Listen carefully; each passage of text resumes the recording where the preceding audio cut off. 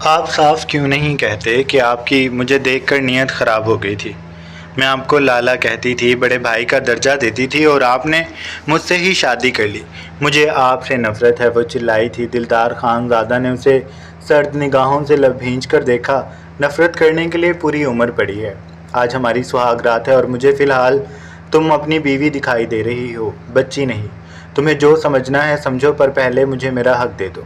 वो आगे बढ़ता उस 17 साला मासूम मुज़ाहमत करती दोशीज़ा के लिबास को नोचता, उसे अपने मजबूत हसार में भरता बेड पर धकेल चुका था। खूबसूरत रात का इख्तिताम बहुत जल्दी हो गया था और रोशन सुबह दिलदार खानज़ादा के पहलू में सोही माही को खुशामदीद कहती धीरे धीरे खानज़ादा हाउस में उतर रही थी। नौकरों की फ़ौज आलियल सुबह सारे खानज़ादा हाउस की सफाई कर चुके थे। किचन में सबके मनपसंद नाश्ते तैयार हो रहे थे और आज तो बात ही अलग थी, क्योंकि तमाम नौकरों के फेवरेट दिलदार भाई की शादी का दूसरा दिन था। माही दिलदार की ज़िंदगी में ज़बरदस्ती बोझ की तरह शामिल हुई थी, जिसे बड़े अब्बा साईं ने खुद अपने लाडले के लिए मुंतखब किया था और दिलदार ठहरा सदा का फर्मा बरदार। सो इख्तलाफात के बावजूद वो अपने बड़े अब्बा की बात कभी नहीं टाल सकता था। इसीलिए माही से उम्र में बड़े होने के बावजूद वो अब्बा साईं के सामने सर झुका गया था। बस एक माही थी जो इतनी चाहत, इतनी शफकत के बाद भी सबसे रूठी हुई मुसलसल इनकार कर रही थी, लेकिन उसकी एक भी फरियाद पर किसी ने भी कान न धरा था, हत्ता के दिलदार खानज़ादा ने भी, जिसके लिए अब्बा साईं के बाद माही की हर बात हुक्म का दर्जा रखती थी। माही और अब्बा यहाँ आमने सामने थे और जीत अब्बा साईं की हुई थी, जिसने माही को और तोड़ दिया था। माही जो अपने लड़कपन में कदम रख चुकी थी और सब टीन एज लड़कियों की तरह उसके भी बहुत से ख्वाब व ख्वाहिशात थीं। उन ख्वाहिशात को पूरा करना माही को बहुत आसान लग रहा था, क्योंकि अपनी बेशबहा दौलत कि वो और उसका भाई सालार इकलौते वारिस थे। बाप के मरने के बाद सालार और माही को नजमा ने बहुत मोहब्बत से पाला था। अपने बेटे सालार में तो उनकी जान बसती थी, जबकि मोहब्बत तो उन्हें माही से भी कम नहीं थी, लेकिन सालार के लिए तो नजमा बेगम किसी भी हद तक जा सकती थी। माही एक लापरवाह और अपने काम से काम रखने वाली कदरे घमंडी लड़की थी। माँ की अदम तवज्जो और भाई के लिए शदीद मोहब्बत को माही ज़्यादा सीरियस नहीं लेती थी। उसके अपने बहुत ख्वाब थे। एक आसमान था जहाँ माही ने उड़ना था, और ऐसी छोटी छोटी बातें कि माँ मुझसे कम मोहब्बत करती हैं सालार से ज़्यादा, ऐसी बातें माही को हंसा ज़रूर सकती थी, पर परेशान होना, उन बातों पर रोना उसे बचपना लगता था। माही हद से ज़्यादा मिचोर और दरिया जैसी तबीयत की मालिक थी, जो एक जगह ठहर नहीं सकता था। ज़िंदगी जितनी बर्क रफ्तारी से गुजर रही थी, माही को लगता था परेशान होना, एक ही बात को लेकर बैठना, उस पर आंसू बहाना और ख़ुद को ना करता गुनाहों का सज़ावार ठहराना, ये सब फजूल था। ज़िंदगी है, खुलकर जियो, इसे एंजॉय करो और दिल दुखाने वाली बातों को दिल से मत लगाओ। दिलदार खानज़ादा और माही हमसाए भी थे और अच्छे दोस्त भी। दिलदार खानज़ादा माही और सालार से बहुत बड़ा था, फिर भी सालार से ज़्यादा उसकी माही से दोस्ती थी। खुद की कोई बहन नहीं थी तो माही को बहुत इज़्ज़त और प्यार देता था। माही को जब भी किसी चीज़ की ज़रूरत होती, जहाँ कहीं भी माही उसे बुलाती, वो एक कॉल पर उसके पास पहुँच जाता था। सालार से ज़्यादा वो माही के करीब था। माही का वो दिल लाला था। खून का रिश्ता ना होने के बावजूद कुछ था जो उन दोनों को जोड़े हुए था। माही के लिए भी दिलदार की हर बात की बहुत अहमियत होती थी। उसके चेहरे पर हंसी लाना माही का दिल पसंद मशगला था। जब वो अपने स्कूल और फिर कॉलेज की बातें दिलदार से शेयर करती और दिलदार के चेहरे पर धीमी मेहरबान मुस्कुराहट होती, तो माही को बहुत अच्छा लगता, जैसे कोई सवाब कमा लिया हो। माही की और दिलदार की दोस्ती भी माही के स्कूल आते जाते ही हुई थी और अक्सर वो दिलदार के साथ ही स्कूल जाती थी। रास्ते में खूब बातें करना, दोनों ही तेज़ म्यूज़िक के शौकीन भी थे। माही के बचपन से कॉलेज तक ये दोस्ती मज़ीद गहरी हो गई थी और अब तक कायम थी। माही की माँ नजमा को भी उनकी दोस्ती की खबर थी, पर वो रिवायती माओं की तरह रोक टोक नहीं करती थी। खूबसूरती में माही अपने बाप सुल्तान पर गई थी, जिस खूबसूरती पर नजमा मर मिटी थी, और उनकी लाजवाल मोहब्बत को देखते हुए सुल्तान ने उन्हें अपनी ज़िंदगी में शामिल कर ही लिया था। गैर बिरादरी से ब्याही गई नजमा हुस्न और दौलत दोनों में ही सुल्तान से पीछे थी। अपने साथ पढ़ने वाले सुल्तान की मोहब्बत में वो गोडों गोडों डूब चुकी थी और कई बार बरमला इजहार भी कर देती थी। शुरू में तो सुल्तान ने कोई ख़ास पसंदीदगी नहीं दिखाई थी। वो अपनी पढ़ाई के साथ साथ अपने माँ बाप से भी बहुत इश्क करता था। तीनों बहनों का इकलौता भाई सुल्तान अपने आप में मसरूफ़ रहने वाला इंसान था, लेकिन कहते हैं ना, शैतान और औरत के फितने से कोई पारसा ही बच सकता है। तो वो भी आखिर था ही इंसान, जो नाना और इनकार कर करके नजमा के लिए मान ही गया। सुल्तान की फैमिली किसी भी तरीके से नहीं मानती थी, इसीलिए कुछ वक्त इंतज़ार के बाद नजमा के पुरजोर इसरार पर वो उससे निकाह करने पर मजबूर हो गया। गांव से, घर से दूर कराची में एक फ़्लैट लेकर वो और नजमा साथ रहने लगे थे। ज़िंदगी बहुत सुख रफ्तारी से गुजरने लगी। पहले पहल तो सुल्तान नजमा के साथ बहुत खुश रहा। सालार की पैदाइश पर वो दोनों ही बहुत खुश थे। फिर यके बाद दीगर सुल्तान को ये कलर रहने लगा कि इन खुशियों में उसके प्यारे माँ बाप की दुआएं शामिल नहीं हैं। ये खुशियाँ, ये ज़िंदगी उनकी दुआओं और साथ के बिना अधूरी हैं। सुल्तान इस पूरी दुनिया में किसी से भी इतनी मोहब्बत नहीं करता था जितनी मोहब्बत उसे अपने माँ बाप से थी। मोहब्बत क्या, इश्क था, और इश्क जब जोश में आ जाए तो अच्छे बुरे की तमीज़ नहीं रहती। वो भी एक इंसान जिसकी सोच कभी माँ बाप से आगे निकली ही नहीं थी।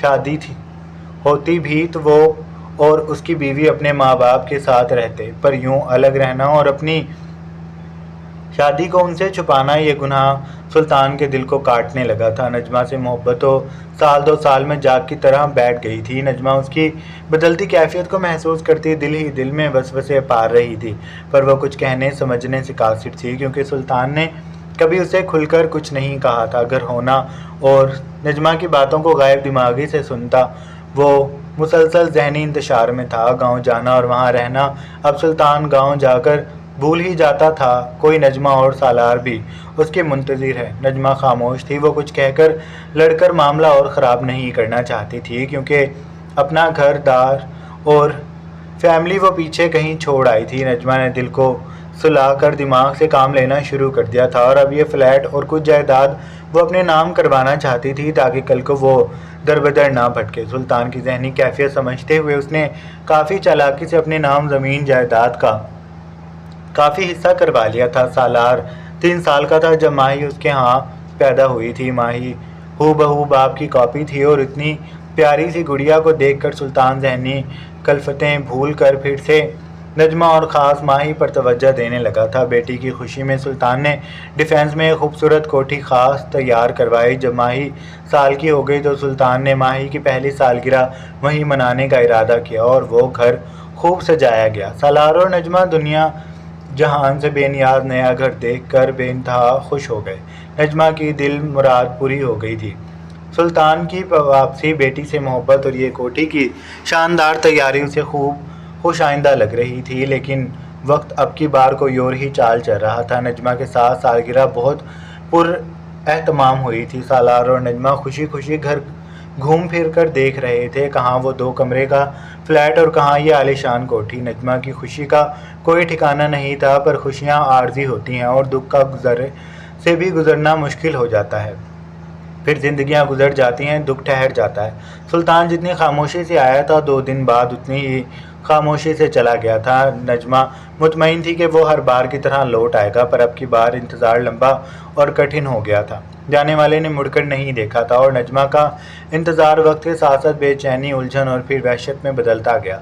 दिन, महीने, साल गुजर गए, और नजमा हिजर की ठंडी रातें अपनी आहों से गुजारती रही। खूबसूरत तो वो पहले भी नहीं थी, और अब तो और भी बेचारी सी बन गई थी। अपने गम में वो सालार और माही को अक्सर भूल ही जाती थी। ना सुल्तान का कोई अता पता था, और डर भी था कि कहीं वो पहचानने से ही इनकार ना कर दे। वो घर से काट खाने को दौड़ता था, पर बच्चे बड़े हो गए थे। सालार उसकी तरह हठधर्म और ज़िद्दी था। पढ़ाई में तवज्जो थी ना घर पर, बस दोस्तों के साथ घूमना फिरना और आज़ादी से जीना, यही सब शौक़ थे उसके। नजमा की मोहब्बत ने उसे बिगाड़ कर रख दिया था।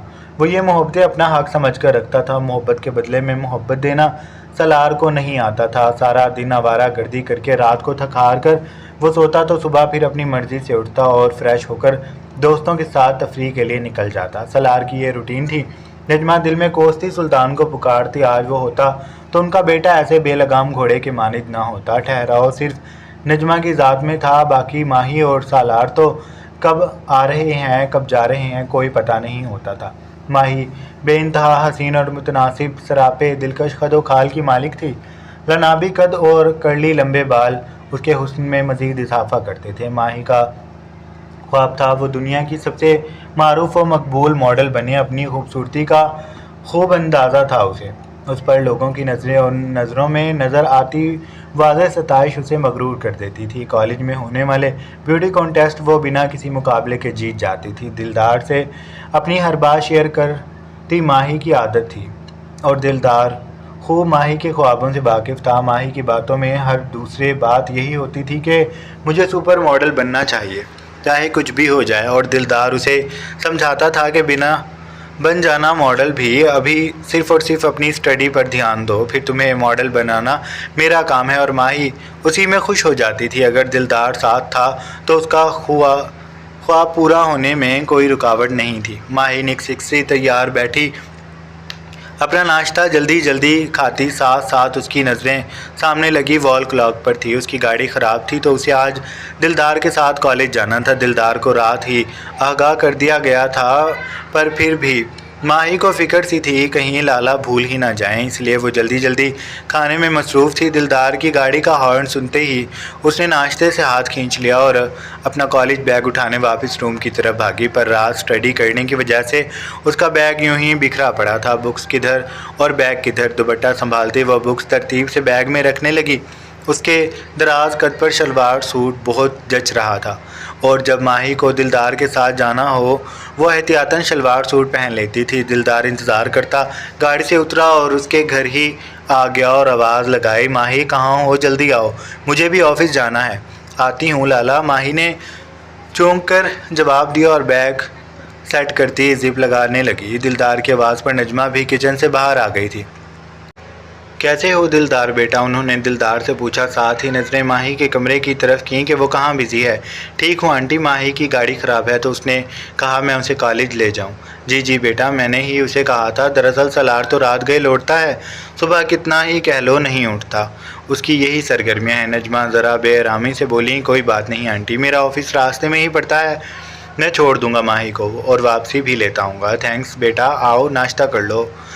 नहीं, मैं सिर्फ चाय लेता हूँ और वो भी ऑफिस जाकर। इतने में माही बैग संभालती तेज़ कदमों से चलती आई और आते ही किचन की तरफ चल दी। क्या हुआ माही, क्या चाहिए? देखो दिलदार वेट कर रहा है। नजमा शर्मिंदा सी हो रही थी पर दिलदार के सुकून में कोई कमी नहीं आई। वो बिना माथे पर शिकन लाए माही का वेट करने लगा। माही किचन से बरामद हुई तो 2 कांच की प्लेटें उसके हाथ में थी, जिन्हें किचन से बाहर आकर ज़ोरदार तरीके से फेंकते हुए वो दिलदार खानज़ादा को देखने लगी। शीशा टूटने की आवाज़ ने समातों में इर्तिशा पैदा किया था।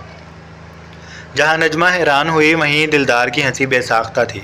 दिलदार को हंसता देख कर माही और जोश में आ गई और दूसरी प्लेट भी ज़मीन पर फेंक दी। दिलदार का कहका बड़ा ज़ोरदार था। नजमा नासमझी से उन दोनों को देखने लगी तो माही कांधे उचकाती गेट की तरफ चली गई, जबकि दिलदार अपनी हंसी दबाता नजमा को हैरान छोड़कर माही के पीछे चल पड़ा था। पीछे खड़ी हुई नजमा ने सर पकड़ लिया। आजकल के बच्चे पता ही नहीं चलने देते क्या चल रहा है। उनके दिमाग में माही गाड़ी का दरवाज़ा खोलते फ्रंट सीट पर बैठ चुकी थी। आंखों में शरारत और चेहरे पर कुछ पा लेने की खुशी ने उसको सुर्ख सा कर दिया था। दिलदार लंबे ढक बरता ड्राइविंग सीट पर बैठ चुका था। कैसा लगा सुबह सुबह अपनी फेवरेट आवाज़ सुनकर? दिलदार के लबों पर खूबसूरत सी मुस्कुराहट ठहर गई। बहुत अच्छा, ज़बरदस्त माही, तुम हमेशा ही मुझे खुश कर देती हो। आपको टूटे कांच की आवाज़ बहुत पसंद है ना? हाँ माही, जब कांच टूटता है तो उसकी आवाज़ मुझे बहुत भाती है। पर नजमा आंटी परेशान हो गई थी। वो तुमने अच्छा नहीं किया। दिलदार के लबो लहजे में मिठास ही मिठास थी। माही हंसी, मामा का क्या, उनकी तो आदत बन चुकी है परेशान रहने की। सलार कभी मैं और कभी बिला वजह वो ऐसे ही परेशान होती हैं। दिल लाला, आप उनकी फ़िक्र ना करें, वापसी की टेंशन ना लीजिएगा, मैं अपनी किसी कॉलेज मेट के साथ आ जाऊंगी। किसके साथ आओगी माही? तुम्हारी तो कोई दोस्त ही नहीं। आपको क्या लगता है माही दोस्तें नहीं बना सकती? नहीं, मुझे तो ऐसा नहीं लगता। माही बहुत अच्छी दोस्त साबित होगी, ऐसा मेरा मानना है। दिलदार ने कहा, फिर क्या वजह है तुम्हारी आज तक कोई दोस्त क्यों नहीं बनी? दिल लाला, जब से हम इस इलाके में आए हैं मैं और आप दोस्त हैं। पूरे 7 साल हो गए हैं। आप अब मैं फ़र्स्ट ईयर में हूँ। मुझे याद है एक बार मैं खेलती खेलती अपनी बॉल लेने आपके बंगले के अंदर आ गई थी। घर में बहुत खामोशी थी और आपका घर बेइंतहा नफीस और आला डेकोरेट हुआ था। मैं ख़ुद को रोक ना सकी और आगे बढ़ती गई। किचन नज़र आया तो मुझे प्यास लगी थी। मैं किचन में पानी पीने चली गई और गिलास उठाने लगी जो कि कांच का था और वो मेरे हाथ से छूट गया था। मैं बहुत डर गई थी क्योंकि गिलास टूट गया था और कांच बिखर गया था। मैं वापस जाने लगी तो आप किचन के दरवाजे में खड़े थे। मुझे लगा अब मेरी खैर नहीं, पर आपके आगे बढ़े और एक और गिलास मेरे हाथ में दिया और कहा इसे भी तोड़ दो। मुझे समझ ना आया लेकिन मैंने आपकी बात मानी और गिलास तोड़ दिया। आप बहुत खुश हुए और आपने कहा कांच टूटने की आवाज़ आपको बहुत भाती है और मैंने गिलास तोड़कर बहुत अच्छा किया है। माही बचपन की याद में खोई वो लम्हा दिलदार को याद करवा रही थी। दिलदार मेहरबान मुस्कुराहट होठों पर सजाए माही का लफ्ज़ लफ्ज़ गौर से सुन रहा था। गाड़ी में सिर्फ माही की जोश भरी आवाज़ और दिलदार की ताज़ा सांसें थीं। गाड़ी कॉलेज के गेट के सामने रोकता दिलदार गहरी नज़रों से गेट के दूसरी जानिब खड़े 3 लड़कों को देख रहा था। उन लड़कों का हुलिया ही उन्हें आवारा जाहिर करने के लिए काफ़ी था। खुले गिरेबान और बड़ी शेव के साथ वो गहरी और मायने खेज नज़रों से इधर उधर देख रहे थे। दिलदार की गाड़ी रुकने और वो उसकी सिमत देखने लगे। दिलदार ने गहरी नज़र माही पर डाली और उसके चेहरे की मासूमियत और लाउबालीपन से नज़रें चुराता दोबारा उन लड़कों को देखने लगा। शायद कहीं कुछ गलत था। माही का अंदाज दिलदार का हौसला बढ़ा रहा था लेकिन उन लड़कों की नीयत कुछ अच्छी नहीं लगती थी। माही ने बैग कंधे से लटकाया और शुक्रिया बोले बगैर नीचे उतर गई। जाने क्या याद आया। 2 कदम चल के माही वापस गाड़ी के दरवाजे पर झुकी। थैंक्स नहीं बोलूँगी, वो मैंने उधार रख लिया है। शाम में जब आप लेने आएंगे तब मैं आपको स्पेशल थैंक्स बोलूँगी। थैंक्स की क्या ज़रूरत है, कहते हैं दोस्ती का असूल होता है। नो सॉरी नो थैंक्स, दिलदार ने जल्दी से कहा। जाने क्यों वो चाहता था कि माही जल्दी से कॉलेज में दाखिल हो जाए। उन लड़कों की घटिया नज़रें माही के वजूद पर थी और दिलदार के सीने में आग भड़क रही थी। मेरी दोस्ती का असूल है कि मैं थैंक्स भी बोलती हूँ और सॉरी भी, वो भी स्पेशल तरीके से। उधर माही की अदाएँ अरूज पर थीं जबकि दिलदार का ज़ब्त जवाब दे रहा था। दिलदार से और ज़ब्त ना हुआ। उसने माही से कह दिया अच्छा अब तुम जाओ, शाम में मिलते हैं। माही ने सुना और कांधे उचकाती गेट की जानिब मुड़ गई। अभी माही एक कदम भी नहीं चली थी कि दिलदार ने दोबारा आवाज़ दी अच्छा माही सुनो, और माही फ़ौरन पलटी। जीत अपना ख्याल रखना मेरी स्वीट कांच की गुड़िया। माही के लब मुस्कुरा उठे और वो सरशारी से तेज़ कदम उठाती कॉलेज का खुला गेट अबूर कर गई। अब दिलदार का फोकस उन लड़कों पर था जो माही के जाते ही आपस में कुछ बात करके अपनी गाड़ी में बैठे और चले गए। दिलदार का दिल किया उनका पीछा किया जाए, पर ठीक 10 बजे उसकी इम्पोर्टेंट मीटिंग थी तो वो इरादा कैंसिल करता गाड़ी अपने ऑफिस के रास्ते पर डाल गया था। सारे रास्ते मीटिंग और ऑफिस वर्क के दौरान भी दिलदार का जहन मुसलसल उन लड़कों में ही उलझ रहा था।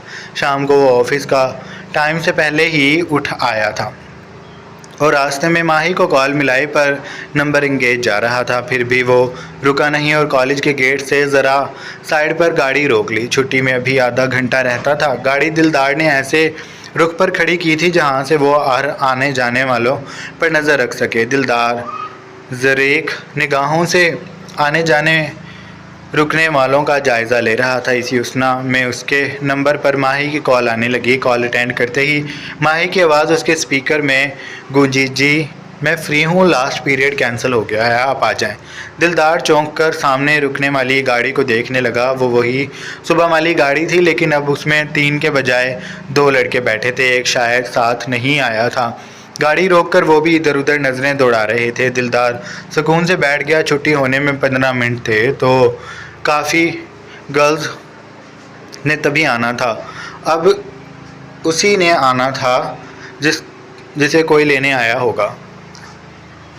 अब मालूम पड़े जाएगा कि ये किसके पीछे यहाँ खड़े होते हैं। माही गेट से बाहर निकली और निगाहों से दिलदार को ढूंढने लगी। माही के साथ साथ दिलदार की नज़रें भी उन्हीं लड़कों पर थीं। माही के बाहर आते ही उनमें हलचल मच गई।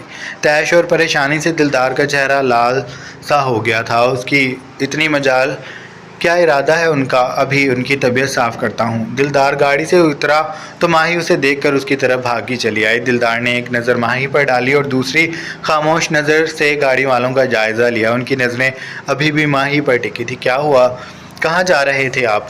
माही ने शर्मिंदगी से कहा, कहीं नहीं, छोड़ो, आओ घर छोड़ दूँ तुम्हें।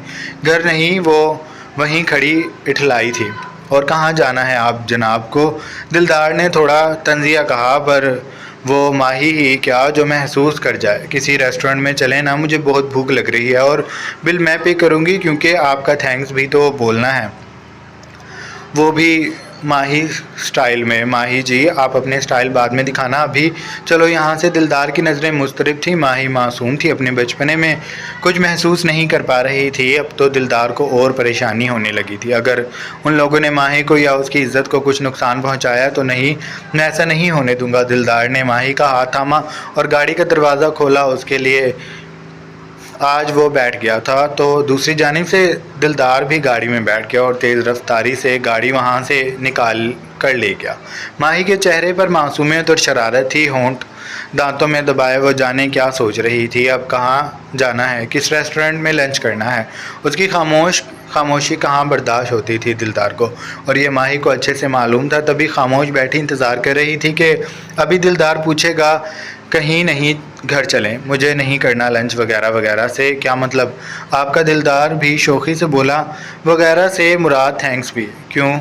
इस ड्यूटी के लिए एक थैंक्स का हकदार तो बनता हूँ ना मैं, वो भी शौक हुआ। थैंक्स तो मैं घर जाकर मैसेज पर बोल दूंगी। हाँ, मैसेज पर क्यों? क्या माही मैडम सुपर मॉडल गरीब हो गई हैं? माही को छेड़ा मैं, और गरीब नो वेज, आपको ऐसे 10 लंच करवा सकती हूँ। नखुआ से बोलती वो नाक चढ़ा गई थी। ऐसा करते वो दिलदार को मुस्कुराने पर मजबूर कर चुकी थी। आप जब चाहें दूर जा सकते हैं, पर जब चाहें वापस नहीं आ सकते। वापस लौट कर आने वालों के वो रुतबे नहीं रहते। दूर जाना, किसी को छोड़कर जाना बहुत आसान लगता है, और ये काम हम कर भी लेते हैं, कभी मजबूरी में, कभी तंग आकर और कभी खुदगर्जी के लिए। लेकिन हम ये भूल जाते हैं जिन आँखों को ख्वाब देखना ही हमने सिखाया है, वो किसी के सहारे जिएंगे।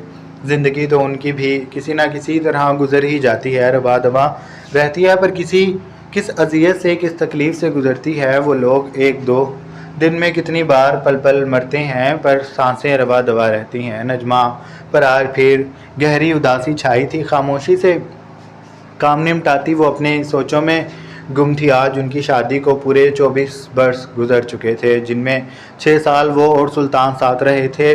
मोहब्बत के वो दिन, वो रातें, वो यादगार लम्हे, क्या कुछ नहीं था जो उसे तड़पा रहा था। बहुत बार सोचती थी अगर वो वापस आ गया तो क्या नजमा उसे माफ़ कर देगी, पर आज तक इस सवाल का जवाब नहीं ढूंढ सकी थी। वो रेस्टोरेंट के निस्बतन कम रश वाले कोने में वो दोनों खुशगपियों में मसरूफ़ थे। माही रग़बत से खाना खा रही थी, दिलदार को अपनी मुस्तकबिल की प्लानिंग बता रही थी, और वही पूरी तवज्जो से सुन रहा था। दिलदार का जहन उन लोगों नहीं उलझा हुआ था। उसने मोबाइल निकाला और किसी को ठकाठक मैसेज भेज दिया। 15 मिनट बाद जवाब आया, जिसे पढ़कर वो मुतमईन हो गया और मोबाइल वापस टेबल पर रखता वो फिर से माही की बातों पर मुतवज्जा हो गया था। इतने में दोबारा बड़े अब्बा की कॉल ने उसकी तवज्जो माही से हटाई थी। चलो माही, हमें फ़ौरन चलना है, बड़े अब्बा की कॉल थी। कुछ उनके पुराने दोस्त मिलने आए हैं उनसे, और बड़े अब्बा मुझे उनसे मिलवाना चाहते हैं। ओके दिल, अगेन थैंक्स, और दोबारा फिर मुझे खिदमत का मौका ज़रूर दीजिएगा। दिलदार ने सर हिलाकर जवाब दिया। अपना वॉलेट और मोबाइल उठाता वो और माही साथ साथ चलने लगे। घर पहुंचकर दिलदार बड़े अब्बा के दोस्तों के साथ मसरूफ़ हो गया। बड़े अब्बा के कॉलेज के दोस्त अरसा बाद इकट्ठे हुए थे। उनकी बातें खुशगवार कह के दिलदार के मूड पर अच्छा असर डाल रहे थे। सुबह और फिर दोपहर की परेशानी ऐसी थी कि वो चाह कर भी उसे दिमाग से नहीं निकाल पा रहा था। अकेले माही को कॉलेज भेजना मुमकिन नहीं रहा था। खामोशी से सारा मामला सुलझाता वो फैसला कर चुका था कि उन सब में वो बड़े अब्बा को इन्वॉल्व कर लेगा, क्योंकि बड़े अब्बा उसके दिल के बहुत करीब थे। उसके सगे माँ बाप की एक रोड एक्सीडेंट में मौत हो गई थी। तब से बड़े बाबा ही उसकी माँ बाप, बहन भाई और दोस्त थे। बड़े बाबा हशमत खानज़ादा ने खुद शादी नहीं की थी, लेकिन अब वो बिन ब्याहे ही छोटे से दिलदार के अम्मा अब्बा बन गए थे। कहने को तो वो उसके ताया थे, लेकिन दिलदार को कभी माँ बाप की कमी महसूस नहीं होने दी थी। बिलख कर रोता दिलदार उन्होंने अपनी मजबूत बाहों के हिसार में भर लिया था। तब से ये मजबूत हिसार आज भी कायम था। दिलदार को कोई भी मसला दरपेश होता, वो चाहे खुद सुलझा भी सकता हो, फिर भी बड़े अब्बा की राय लेना, उनसे शेयर करना ज़रूरी समझता था। अब भी सारे मेहमान जाने के बाद वो बड़े अब्बा के स्टडी रूम में आ गया, जहाँ उनकी बेहतरीन इंतखाब की शायरी की किताबों की कलेक्शन था। दिलदार को शायरी से कोई ख़ास शफ़क़त नहीं थी, इसलिए वो बस बड़े अब्बा के लिए ही आता था इस रूम में। बड़े अब्बा उसे देखकर चौंक गए। क्या बात है साहबजादे, आज खुश्क मिजाज लोग हमारे चांद तारों, रेशमी आंचलों और कातिल निगाहों की कलेक्शन में कहाँ आ गए? दिलदार का बेसाख्ता कहका निकल गया। कुछ और भी था, शायद आप भूल गए। टूटा दिल, बहते आंसू, लाचार मोहब्बत। हाँ, मोहब्बत का मजाक ना बनाया। दिलदार, ये बहुत खूबसूरत जज्बा है, बेलौस और बेगर्ज। बड़े अब्बा ने उसे प्यार से समझाया। मजाक कहाँ बना रहा हूँ, लेकिन हंसी आती है मुझे ऐसी बेतुकी बातों से। कोई भी कैसे अचानक इतना प्यारा हो जाता है, जिससे न खून का रिश्ता होता है न दिल का, लेकिन दिल का रिश्ता बनते ही वो इंसान खुद अपनी ज़िंदगी से प्यारा हो जाता है। क्या ये जोक है? नहीं बेटा, ये हकीकत है। मोहब्बत भरा दिल भी अनमोल होता है। जब महबूब सामने हो तो उस पर सब कुछ वारा जा सकता है, हत्ता कि अपनी जान भी, और फिर भी महबूब खुश नहीं होता और छोड़ जाता है। दिलदार ने उनकी बात काटी। महबूब खुश ना हो, लेकिन कभी कभी ना बेर या मोहब्बत असर ज़रूर करती है। दिलदार, यह फाकी जज्बा, तुम जब मोहब्बत करोगे तुम्हें अपना आप शायरी भी अच्छी लगने लगेगी। दिलदार फैली सी हंसी हंस दिया। छोड़े इन बेसरोपा बातों को, मुझे आपको कुछ बताना था बड़े अब्बा। फिर दिलदार ने सारी बात उनके गोश गुज़र कर दी। बड़े अब्बा, अब आप क्या कहते हैं, कैसे निकाला जाए इस मुश्किल से बाहर, और वो भी बिना माही को इल्म में लाए? तुम माही को बताओ सब कुछ, उसे बता देना ही ठीक होगा। नहीं बड़े अब्बा, वो बहुत मासूम है, अभी तो ज़िंदगी शुरू हुई है उसकी, बड़े बड़े ख्वाब हैं उसके। अभी से वो डर गई तो सारा कुछ धरा का धरा रह जाएगा। मैं माही के ख्वाबों के बीच किसी को नहीं आने दूंगा। कोई ऐसा तरीका बताएं जिससे हम माही की केयर भी होती जाए और हिफाजत भी हो जाए, और उसे पता भी ना चले। अच्छा, तो फिर मैं जो कहूँगा क्या तुम उसके लिए राज़ी हो जाओगे? बड़े अब्बा ने पूछा। उनका सोचता लहजा कुछ गहरी खोज ही लगाया था। जी बड़े अब्बा, अब आपका हुक्म सर आंखों पर। माही की हिफाजत के लिए मैं हर काम करूंगा जो आप कहेंगे। तो ठीक है, कल रात मैं तुम्हें बताता हूँ तुमने क्या करना है। अभी बताएं ना, मुझे नींद ही नहीं आएगी। उस परेशानी में वो बाजिद हुआ, पर बड़े अब्बा ने उसे टाल दिया और सोने का कह दिया, क्योंकि रात बहुत बीत चुकी थी। अगली रोशन सुबह माही और दिलदार की ज़िंदगी वाकई रोशन सुबह बनाने वाली थी। तकरीबन 11 बजे बड़े अब्बा माही के बंगलों में नजमा के सामने बैठे धीरे धीरे उन्हें सारी बात बता रहे थे। उनके लहजे में बिल्कुल आम सा था, लेकिन जैसे जैसे बात बढ़ती जा रही थी, नजमा की परेशानी उसके चेहरे से दिखाई दे रही थी। हशमत साहब, आप ही बताएं मैं क्या करूं, कैसे इस मसले का हल निकालूं? उनके बाबा होते तो आज हमारे साथ तो बात अलग थी, बल्कि शायद नौबत यहाँ तक ना पहुँचती, लेकिन अब मामलात कुछ और हैं। वो रो दी थी। नजमा बहन, आप परेशान ना हो, मैं मसले का हल भी साथ लाया हूँ, अगर आपको मंजूर हो तो, क्योंकि इसी में हम सबका और ख़ास माही की बेहतरी है। दिलदार मेरा प्यारा भतीजा आपके सामने ही है। मैंने सोचा है माही और दिलदार का निकाह कर दिया जाए, और साथ ही रुखसती भी। इसी में माही की बेहतरी है। क्या दिलदार मान जाएगा? नजमा ने पूछा। मैं उसे मना लूँगा, हशमत साहब ने कहा। नजमा ने खदशा जाहिर किया। दिलदार के नाम पर हशमत खानज़ादा के बारोब चेहरे पर मेहरबान सी मुस्कुराहट ठहर गई। दिलदार मान जाएगा, मुझे यकीन है अपने बेटे पर। कभी कभी मजबूत रिश्ते छोटी उम्रों में ही बांध दिए जाते हैं। मैं कल दोबारा आऊँगा आपका जवाब लेने, बाकी अपना ख्याल रखिएगा। हशमत खानज़ादा वहाँ से चल दिए। फिर अचानक याद आने पर पूछा, और सलार कहाँ है? जी भाई साहब, वो तो परसों से ही कहीं गया हुआ है, कुछ अता पता नहीं उसका। पहले तो फ़ोन कर देता था, अब की बार तो 2 दिन से कोई फ़ोन भी नहीं आ सका। ओहो, अच्छा चलें हम पता करवाते हैं, उम्मीद करते हैं सब अच्छा होगा। अच्छा, अब इजाज़त। वो बाहर चले गए थे। नजमा बेबसी से हाथ मलती वहीं बैठी की बैठी रह गई। ज़िंदगी में ये मोड़ भी आना था। एक बेटी है जो लोगों के निशाने पर है, कब कौन नुकसान पहुंचा जाए कुछ पता नहीं। एक बेटा है जिसकी 2 दिन से कोई खैर खबर नहीं। वो दोनों हाथों से सर पकड़ के बैठी। बेटियों के माँ बाप और उनके बाद भाई ही मुहाफिज होते हैं, और हमारे नसीब में तो दोनों मुहाफिज ही घर से फ़रार हैं। नजमा बैठी सोच रही थी, फिर माही के कमरे की तरफ चल दी जहाँ सुकून से सोई। माही दुनिया में होने वाले ख़ास उसकी ज़िंदगी में होने वाले इस नए फ़ैसले से बेखबर थी। आज कॉलेज का ऑफ था, इसलिए वो कॉलेज नहीं गई थी और कल भी नहीं जाने दूंगी उसे जब तक इस मसले का हल ना निकले। नजमा ने मोहब्बत से माही के रेशमी बालों में हाथ चलाते हुए माही ज़रा सा कसमसाए, फिर आंखें खोल दी। नजमा की रोई रोई सी आंखें, परेशान चेहरा माही को पूरी नींद खोलने पर मजबूर कर गया था। मामा क्या हुआ, आपकी तबीयत तो ठीक है ना? वो एकदम से बैठ गई। हाँ ठीक हूँ, मैं तुम उठो फ्रेश हो जाओ, मैं नाश्ता बनाती हूँ तुम्हारे लिए। नहीं मम्मा रुकें। माही ने उठते नजमा का हाथ पकड़ लिया। पहले बताएं क्या बात है? परेशानी आपके चेहरे पर साफ दिखाई दे रही है। नजमा को याद आ गया कि हशमत भाई साहब ने मना किया था कि माही को कुछ ना बताना, क्योंकि ऐसे दिलदार चाहता है। अब बिना कुछ बताए ही माही को निकाह के लिए मनाना था। माही मैं कुछ बात करना चाहती थी तुमसे। नजमा ने माही के दोनों हाथ अपने हाथों में पकड़ लिए। जी मम्मा बोलें। मेरा दिल होल रहा है।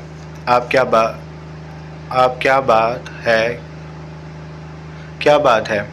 क्यों सुबह सुबह इतनी परेशान है आप? सलार कहाँ है? वो ठीक है। माही ने एक सांस में कई सवाल डाले। हाँ माही वो ठीक है। तुम बताओ, मेरी बात गौर से सुनो और समझोगी ना? माही ने गर्दन हिलाकर इजहार किया। माही कल तुम्हारा निकाह है दिलदार के साथ। बट माही की चीख नुमा आवाज़ निकली। तुम कल निकाह करोगी दिल? हशमत भाई आपका प्रपोज़ल देख कर गए हैं और मुझे माही तुम्हारा जवाब हाँ में चाहिए। नजमा ने हुक्मिया लहजे में कहा। मम्मी ये कैसी बातें कर रही हैं आप? मैं और दिल लाला निकाह हमारा इम्पॉसिबल। दिल लाला कभी भी नहीं मानेंगे, वो बहुत गुस्से होंगे इस तरह की फजूल बातों पर। माही ने पुरवसूख लहजे से कहा। यह उसका ही फ़ैसला है। उसके ताया हशमत भाई साहब अभी प्रपोज़ल रख कर गए हैं। रात में जवाब चाहिए मुझे तुम्हारा, और जवाब हाँ में चाहिए। नजमा और जाने का क्या क्या बोल रही थी। माही की दिमाग की सुई इसी बात पर रुक गई थी कि उसने तो भेजा है रिश्ता, वो ऐसा चाहता है, दिल लाला ऐसा चाहते हैं मुझसे निकाह करना। माही डबडबाई आंखों से नजमा का चेहरा देखने लगी। माही ज़रा ठंडे दिमाग से सोचो, इसमें कुछ बुरा भी नहीं है। तुमने एक ना एक दिन तो शादी करके इस घर से जाना ही था ना, तो तुम्हारे दिल लाला से बेहतर लाइफ पार्टनर नहीं मिलेगा। वो तुम्हारा अच्छे दोस्त हैं और अच्छी अंडरस्टैंडिंग है तुम दोनों में। बेहतरीन शोहर साबित होता है। मुझे परेशानी थी कि कहाँ करूँगी तुम्हारा रिश्ता, तुम्हारी शादी, लेकिन खुदा ने तुम्हारे लिए बहुत बेहतर सोच रखा था। आज मैं बहुत खुश हूँ। दिलदार से बेहतर लड़का मैं ढूंढ ही नहीं सकती। नजमा के चेहरे पर खुशी थी जिसे माही बगौर देख रही थी। मुरझाए चेहरे और कमलाई आंखों वाली उसकी मामा आज हंस रही थी, अपनी खुशी का इजहार कर रही थी। उनकी खुशी उनके चेहरे पर साफ जाहिर थी। माही की आंखें फिर भीगने लगी। वो इनकार करके अपनी मामा को फिर दुखी नहीं देना चाहती थी, लेकिन दिल लाला से निकाह दिल पर जैसे किसी ने आरी चला दी थी। उन्होंने सोचा भी कैसे मेरे बारे में ऐसा।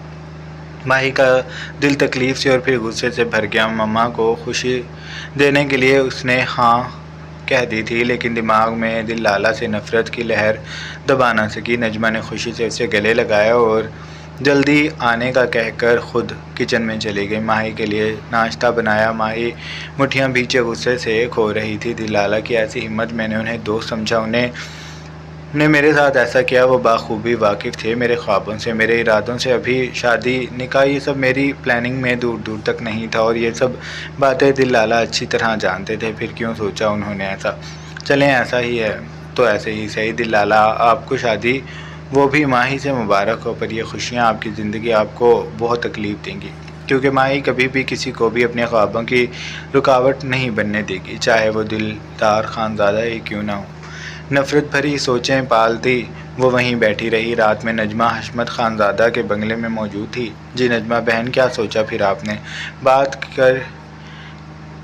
की थी आपने माही से जवाब क्या दिया माही बेटा ने? नजमा के चेहरे की चमक ही काफ़ी थी सारा जवाब समझाने के लिए। फिर भी हशमत साहब उनके मुंह से सुनना चाहते थे। जी भाई साहब मान गई है। भाई मुबारक हो, फिर तो काफ़ी खुशी की खबर है ये तो। कल फिर उनका निकाह कर दिया जाएगा। मुझे तो यही बेहतर लगता है, आपका क्या ख्याल है? उन्होंने नजमा से पूछा। जी भाई साहब जैसे आपको मुनासिब लगे, लेकिन एकदम से सारा अरेंजमेंट मैं कैसे करूँगी? आपने कुछ नहीं करना, सब कुछ हम देख लेंगे। बस आप अपना और माही का ख्याल रखना। बाकी इंतज़ामात की फ़िक्र आप मत करो, वो हो जाएंगे सब वक्त पर। ठीक है भाई, अब मुझे इजाज़त दें। खाना खाकर नजमा दिलदार भी बस आता ही होगा। हशमत खानज़ादा ने नौकर को इशारा करते हुए कहा तो नौकर फुर्ती से गया। वापस आया तो उसके हाथों में शॉपिंग बैग्स और कुछ डब्बे थे। ये छोटा सा गिफ्ट है हमारी तरफ से माही बेटे के लिए। टाइम की वजह से ज़्यादा शॉपिंग नहीं कर सके हम, लेकिन आगे किसी चीज़ की कमी नहीं होने देंगे हम अपनी बेटी को। हशमत ने हतमी अंदाज से कहा। उन सब की क्या ज़रूरत थी भाई साहब, ये रस्म व रिवाज हैं, हमारे ही मुंह दिखाई देते हैं अपनी बहू। और दिलदार तो हमारा इकलौता साहबजादा है, हमारी सब कुछ दिलदार और नाही का ही तो है। शुक्रिया भाई साहब, मैं बता नहीं सकती आपने मेरी कितनी बड़ी परेशानी हल कर दी। मैं बहुत परेशान रहती थी माही की शादी का सोचकर कि कौन करेगा मेरी बेटी से शादी, पर आपसे ज़्यादा काबिल एतबार दिलदार जैसा प्यारा बच्चा मुझे ढूंढने से भी ना मिलता। आपने आगे से बढ़कर मेरी परेशानी खुद की परेशानी समझकर हल कर दी, साथ मेरी मासूम बच्ची की इज्जत भी रखी है और उसे अपनाएंगे भी। नजमा भराए लहजे से बोल रही थी। सुल्तान के उसे छोड़ जाने के बाद नजमा के मुंह से लफ्ज़ कम ही निकलते थे, आंखों से आंसू पहले निकलते थे। अभी इन्हीं बातें चल रही थी कि दिलदार भी ऑफिस से आ गया था। सामने नजमा आंटी को पाकर वो पहले फिर खुश हुआ। सलाम के बाद वो भी उन्हीं के साथ बैठ गया। पिछले 17 साल में आंटी 2 से 3 बार ही आई थी उनके घर, वो भी माही के लिए ही। अभी भी उनके आने की वजह माही यकीनन माही ही थी। दिलदार खानज़ादा की अजीज़ जान दोस्त कांच की गुड़िया की सलामती उसे ख़ुद के वजूद से बढ़कर थी। अभी भी उन लोगों की खैर खबर गिरी करके वो घर पहुंचा था। आंटी आप परेशान ना हो, मैं सब कुछ संभाल लूँगा। उन लोगों का पता चल गया है, वो लोग काफ़ी जाने माने लोग हैं जिनकी लड़की सालार लेकर भागा है और अब वो आपकी माही के पीछे पड़े हैं। लेकिन मेरे होते हुए वो माही का बाल भी बाका नहीं कर सकते। उसे कोई तकलीफ़ पहुंचाना तो दूर की बात है। बस आप कुछ दिन माही को अकेले कहीं भी आने जाने मत दें। जहाँ जाना हो मैं हाजिर हूँ, मैं लेकर जाया करूँगा, फ़िक्र मत करो। बरखुरदार उसका हमने पक्का बंदोबस्त कर दिया है। माही हर जगह आए जाएगी भी और उसे आंच भी नहीं पहुँचेगी। वो कैसे बड़े अब्बा, क्या कोई बॉडीगार्ड अपॉइंट किया है आपने? दिलदार ने चौंक कर पूछा। माही के साथ किसी भी अनजान को वो कैसे जाने दे सकते थे बिना उसकी इंक्वायरी किए बगैर? मुझे मिलवाएं पहले, अगर वो वाकई इस काबिल हुआ तो हम उसे भेजेंगे माही के साथ, वरना नहीं। मैं तुम्हारी फ़िक्र समझ सकता हूँ बेटे, इसीलिए माही के साथ उसे ही भेजेंगे जिस पर हम तीनों के साथ साथ माही को भी अंधा एतमाद है, और वो तुम हो। मैंने फ़ैसला किया है माही का और तुम्हारा निकाह कर दिया जाएगा ताकि माही सिक्योर हो जाए और उसकी सारी ज़िम्मेदारी तुम पर हो। मुझे यकीन है मेरा खून ज़िम्मेदारियों से नहीं भागता। दिलदार खानज़ादा ने तहम्मुल से उनकी पूरी बात सुनी और लापरवाही से कांधे उचका दिए, जैसे ऐसे ही होना लिखा था, जैसे आप लोग मुनासिब समझे। मुझे तो कोई एतराज़ नहीं। नजमा अपने सामने दिलदार के मुंह से भरपूर इकरार सुनकर और फिर मुतमईन हो गई। कल तुम्हारा और माही का निकाह है। ज़ोहर की नमाज के बाद माही से पूछा किसी ने। दिलदार ने परेशानी जाहिर की। हाँ, पूछ लिया उससे भी। कोई एतराज़ नहीं, अच्छी बात है। सब इतना सुकून और ख़ूबसूरत से हुआ जैसे आलम बाला में हर चीज़ उसी तरतीब से तय पाई हो। सफ़ेद और सिल्वर मैक्सी पहने माही आसमान से उतरी हसीन परी लग रही थी। हल्के से लिप ग्लोज और मस्कारे से सजी आंखों के साथ वाइट गोल्डन का सेट पहने वो गज़ब ढा रही थी। बाएं आईब्रो के नीचे सफ़ेद मलाई जिल्द पर वाज़े होता तिल क़यामत ढा रहा था। निकाह के लिए हशमत खानज़ादा और 4 उनके रिश्तेदार माही के घर आए थे। थोड़े से इंतज़ार से निकाह ख्वां भी पहुंच गया था। पहले माही और फिर दिलदार खानज़ादा से रजामंदी ली गई। धीमे सुरों में हामी भरती माही का दिल तेज़ी से धड़क रहा था। सामने बैठी फुल फोकस नज़रें माही पर मरकूज़ के दिलदार उसका पोर पोर निहार रहा था। अभी तो निगाहें माथे पर सजे टीके से आंखों तक का सफ़र ही कर पाई थी कि दोनों की निगाहें टकराईं। दिलदार खानज़ादा के लबों से मुस्कान फूटी। माही की निगाहें शर्मो हया के भार से बोझल हो गई। माही नज़रें झुका गई। नफ़रत का समंदर ठाठे मारने लगा, जबकि दिलदार का दिल अलग ही लय पर धड़क रहा था। वो बहुत खूबसूरत लग रही थी। सफ़ेद रंग दिलदार को बहुत पसंद था। घर में कोई लेडीज़ तो थी नहीं जो कोई रस्म करती, इसलिए थकावट का एहसास करके माही को रात से पहले ही दिलदार के रूम में पहुंचा दिया गया था। दिलदार किसी काम से दोबारा ऑफिस चला गया था। माही रूम में पहले तो बैठी रही, फिर बेफिक्री से कपड़े चेंज करके सो गई। शाम को दिलदार अपने कमरे में पहुंचा तो माही कंबल में लिपटी सो रही थी। वो उसे देखकर ठिठक गया। दबे पाँव बिना आहट के वो रूम में दाखिल हुआ। ऑफिस बैग साइड टेबल पर रखकर वो माही को बगौर देखने लगा। खूबसूरत मुलायम चेहरा, बड़ी बड़ी गुलाबी आंखें, छोटी सी सतवा नाक और गुलाब की पंखुड़ियों जैसे होंठ। वो किसी अप्सरा से कम नहीं थी। ऊपर से बेखबरी की नींद और बच्चों जैसा सुकून दिलदार के दिल को गुदगुदा रहा था। उसने धीरे से हाथ बढ़ाया और नरमी से उसके नर्म होठों को छुआ। फिर उंगली उसकी खूबसूरत मगरूर सी तनी आईब्रो के पास दिल पर रखी। दिलदार का दिल उसकी उंगली में धड़क रहा था। फिर निगाह पटक कर सतवा नाक में पहनी हीरे की लौंग पर ठहर गई। उस पर उंगली पर तिल, आंखें, नाक, होंठ, चेहरा, सोया हुआ रूप उसे अपना दीवाना बना रहा था। कहते हैं कभी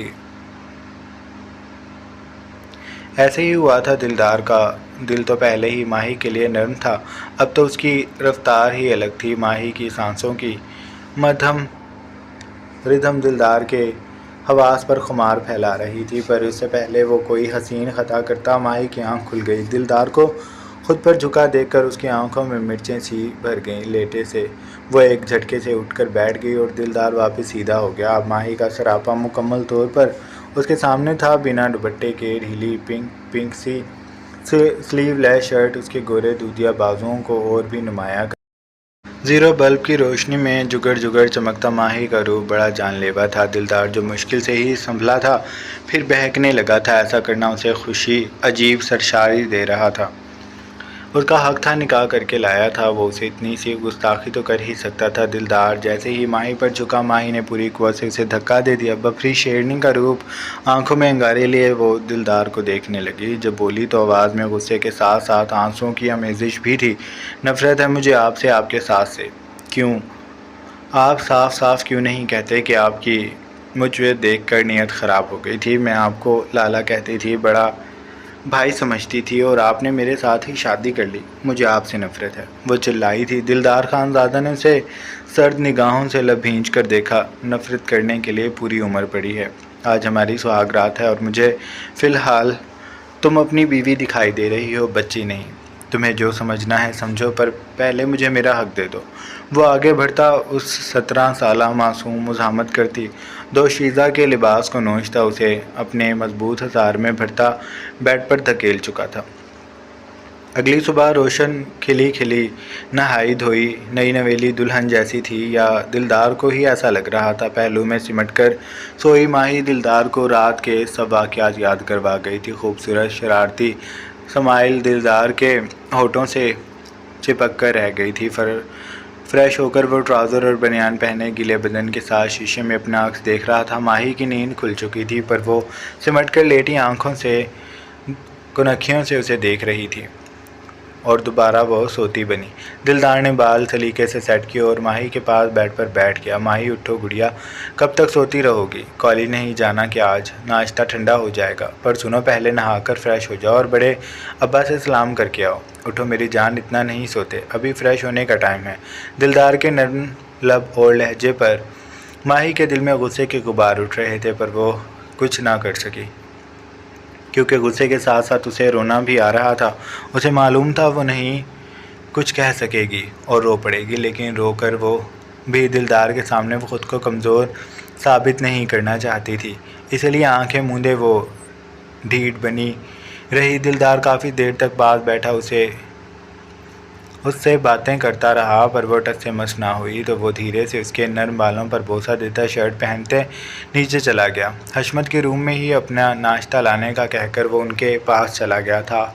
आ गया इरादे हैं आगे क्या इरादे हैं बेटा जी? हशमत जैसे उसी के इंतज़ार में बैठे थे। बड़े अब्बा, आज कमिश्नर से रब्ता हुआ है, सख्त ऑर्डर दिए गए हैं सालार को ढूंढने के ताकि उनकी लड़की बरामद की जा सके। अगर लड़की ने बयान दे दिया कि वो अपनी मर्ज़ी से सालार के साथ गई थी तो वो लोग फिर कुछ नहीं कर सकेंगे, और अगर लड़की ने भी सालार के ख़िलाफ़ गवाही दे दी तो भी वो माही का भाई है। मुझे हर हाल में उसे बचाना है, चाहे कितना ही रुपया और वक्त लगे उस काम में। दिलदार ने अपनी बात हशमत के आगे रखी तो वो सोचती निगाहों से दिलदार को देखते पूछ गए, माही का कैसा सलूक है तुम्हारे साथ? आई होप मैंने कोई गलत फ़ैसला नहीं किया। नहीं बड़े अब्बा, आपकी हर बात मेरे लिए हुक्म का दर्जा रखती है। मैंने आपकी बात हर हाल में माननी होती है, और माही तो मेरे दिल की अव्वलीन ख्वाहिश थी। बल्कि माही के इंतखाब के लिए मैं आपका शुक्रगुज़ार हूँ। आपने मुझे मेरा हमसफ़र देकर मुझे मेरी मोहब्बत के बहुत करीब कर दिया। दिलदार के लबों से यूँ मोहब्बत का इजहार सुनकर हशमत के दिल के साथ रूह में भी सुकून उतर गया था। माही बेटी नहीं उठी क्या अभी? नहीं, वो सोई हुई है। इतने में मुलाजिम नाश्ता ले आया और टेबल पर नाश्ता लगाने लगा। माही अपनी मर्ज़ी से उठी। बिला वजह पड़े रहने से और भूख से उसका सर भारी हो रहा था। दिलदार जाने कहाँ था। माही फ्रेश होकर बड़े अब्बा के रूम में आ गई, जहाँ वो शायद अभी मस्जिद से लौटे थे। खूबरू चेहरा और बारीक दाढ़ी दराज का दिलदार शायद बड़े अब्बा पर ही गया था। हूबहू उनकी ही कॉपी था। माही की जहनी रूह भटक भटक जा रही थी। आओ बेटा बैठो। सलाम करके वो उनके सामने रखे सोफ़े पर बैठ गई। नाश्ता किया? हमारी बेटी ने। हशमत का लहजा ऐसा था जैसे छोटी सी बच्ची का पिचकारा जाता है। माही उनके अंदाज पर मुस्कुरा उठी। नहीं किया, दो लफ्ज़ कहकर वो फिर खामोश बैठ गई। बड़े अब्बा ने नौकर को आवाज़ लगाई और मज़ेदार सा नाश्ता तैयार करने का हुक्म दिया, पर माही ने इनकार कर दिया और सिर्फ जूस का कहकर बड़े अब्बा से मुखातिब हुई। दरअसल मैं घर जाना चाहती हूँ, अगर आपको बुरा ना लगे तो। चली जाओ बेटे, इसमें बुरा लगने वाली कौन सी बात है? बड़े अब्बा ने जूस को माही को दिया, फिर खुद भी पीकर बड़े अब्बा से इजाज़त लेती वो घर की जानिब बढ़ गए। नजमा परेशान चेहरा लिए ड्राइंग रूम में ही बैठी थी। हाथ में मोबाइल था, जैसे किसी से बात करके फ्री हुई थी। माही को देखकर वो ओले से मुस्कुराई। क्या हुआ मम्मा, परेशान है?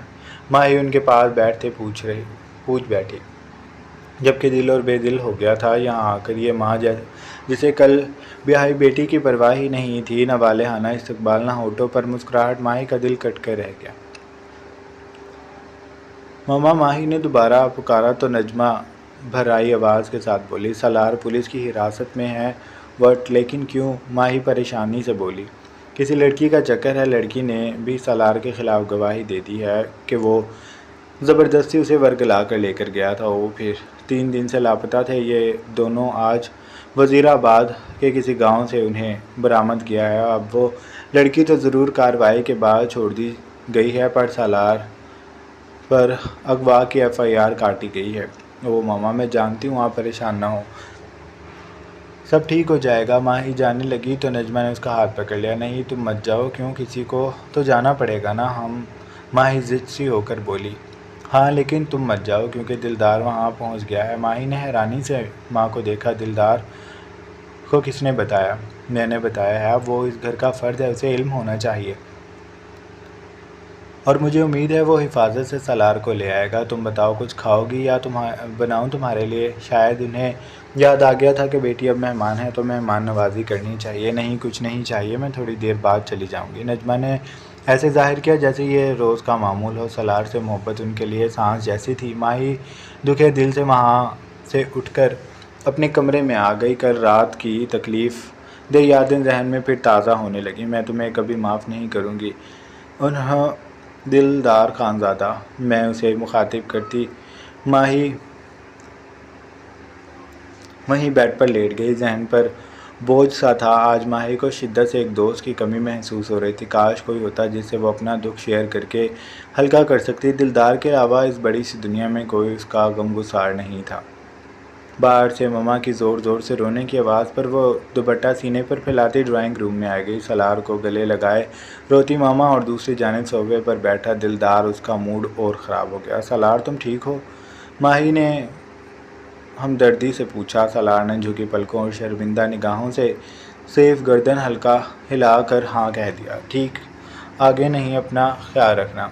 मम्मा मुसलसल रोए जा रही थी। सालार उन्हें चुप करवाने लगा, जबकि दिलदार सुकून से बैठा माही के एक एक अंदाज को देख रहा था। आइंदा ऐसी हरकत मत करना और चलो माही अपने घर चलते हैं। दिलदार ने पहले सालार फिर माही को मुखातिब किया। रास्ते में वो सालार को अपने और माही के निकाह की बाबत बता चुका था। माही बिना चू चरा किए दिलदार के साथ घर आ गई। लंच का कहते वो हशमत के रूम में चला गया और माही अपने और दिलदार के रूम में आ गई। आधा घंटा गुजरा था तो दिलदार भी उसके पास रूम में चला आया था। ऐसे क्यों बैठी हो? माही सोफे पर उदास बैठी। माही को दिलदार तरस सा आया उसके अंदाज पर। दिल में सब कुछ सच बताने का फ़ैसला करता वो उससे थोड़ा फासले पर बेड पर बैठ गया। क्या हुआ? आपको टूटे कांच की आवाज़ बहुत पसंद थी, इसलिए आपने मुझे भी तोड़ दिया। अब आपका दिल खुश है ना? मुझे इतनी तकलीफ़ देकर इस हाल में पहुंचा कर कि मैं ख़ुद को जोड़ना भी चाहूँ तो भी मेरे ही हाथ ज़ख्मी होंगे अपने ही टुकड़ों से। माही की आंसुओं से भरी गुलाबी आंखें दिलदार को मबहूत कर गईं। कितने रंग थे इन आँखों के, वो सोच कर ही रह गई। माही मत नाम ले मेरा, मुझे खुद से नफ़रत हो रही है। क्या वजूद, क्या हकीकत है मेरी? सच्चे रिश्ते होने के बावजूद मैं खाली हाथ हूँ। मम्मा भाई ने मुझे कभी अहमियत दी ही नहीं। उनके लिए तो मैं हूँ तो भी ठीक, ना हूँ तो भी ठीक, कोई परेशानी नहीं। बाबा बचपन में ही छोड़ गए, उन्होंने पलट कर नहीं देखा। और आप एक वाहिद इकलौते रिश्ता आप थे, आपने भी मेरी पीठ में छुरा घोंपा, मेरी रूह को तार तार कर दिया। वो फूट फूट कर रोती थी। माही मेरी बात सुनो, संभालो खुद को। सच वो नहीं जो तुम समझ रही हो। सच ये है कि सालार जिन लोगों की लड़की को लेकर फ़रार हुआ उनकी असल निगाह तुम पर थी। ये सब एक प्लान, एक रचा रचाया धोखा था। सालार को उस लड़की ने फंसाया। जब सालार उसके शीशे में उतर गया तो वो उसे लेकर भाग गई ताकि वो लोग बदले में तुम्हारा हसूल कर सके, तुम्हारी इज्जत से खेल सके। मैं तुम्हारी मम्मी और बड़े अब्बा सब से इस बात से वाकिफ़ हैं और ये रहे सबूत। दिलदार ने एक दाइल माही के सामने की, जिसमें माही की कई सारी पिक्स मुख्तलिफ मकामात की थी। जो लोग तुम्हें काफ़ी टाइम से वॉच आउट कर रहे थे वो तो भला हो तुम्हारी गाड़ी का। जिन दिनों सालार और वो लड़की घर से गए उन दिनों ही तुम्हारी गाड़ी ख़राब हो गई और तुम्हें मेरे साथ जाना पड़ा। मैं उन लोगों को वहाँ देख चुका था और काफ़ी शॉर्ट टाइम में मैंने सारा कुछ सच उगलवा लिया उनसे। सिर्फ तुम्हारी सलामती के लिए मैंने ये सब किया, क्योंकि किसी और का तो पता नहीं। मुझे सिर्फ तुम अजीज़ हो और तुम्हारी हिफाजत मैं अपनी जान से बढ़कर करूँगा। तुम्हें कोई मैली आँख से नहीं देख सकता। माही एक बार मेरा यकीन तो करो। जब उन्हें पता चला तो तुम मेरी यानी दिलदार खानज़ादा की मनकूहा बन चुकी हो तो वो पीछे हट गए और किसी में इतनी मजाल है कि मेरी मनकूहा को छू सके। दिलदार की बातों पर माही का दिल किसी भारी बोझ से निजात पा चुका था और ख़ुद को चाहे जाने का एहसास बड़ी अनोखी से लय पर दिल का धड़कना। माही सर झुका गई थी। लेकिन आप भी मुझसे मोहब्बत नहीं करते, ना जाने क्यों अभी भी बेएतबारी सी थी। मोहब्बत नहीं करता मैं तुमसे माही। तुम मेरा इश्क, मेरा जुनून हो, मेरी दीवानगी, मेरा पागलपन, मेरा सुकून।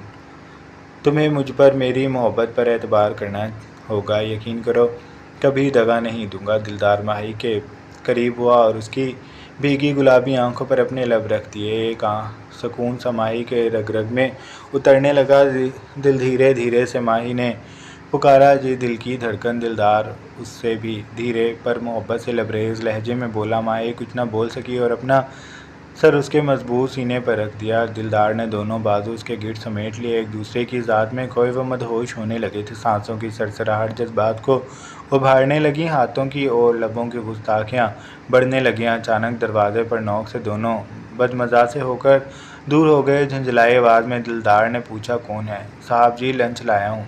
आपका नौकर की बेचारी सी आवाज़ पर नहीं है भूख, वापस ले जाओ और सुनो, डोंट डिस्टर्ब अगेन। गुस्से से कहता वो दोबारा माही पर झुका, पर माही ने रोक दिया। मुझे भूख लगी है। दिल इतने प्यार से कहा गया कि दिलदार का दिल ही धड़क उठा। फिरती से दरवाज़ा खोला। वापस जाते नौकर को आवाज़ लगाई, खाना लगा दो, हम आ रहे हैं। नौकर जी अच्छा कहकर चला गया। दिलदार ने हाथ बढ़ाया और कहा, आइए ma'am, your lunch is ready. Mahi ने मजबूती से उसका चौड़ा हाथ थाम लिया और दोनों डाइनिंग हॉल की जानिब चल दिए। ख़त्म शुद। खुदा का शुक्र है ये ख़त्म हो गया। किस कदर बकवास था।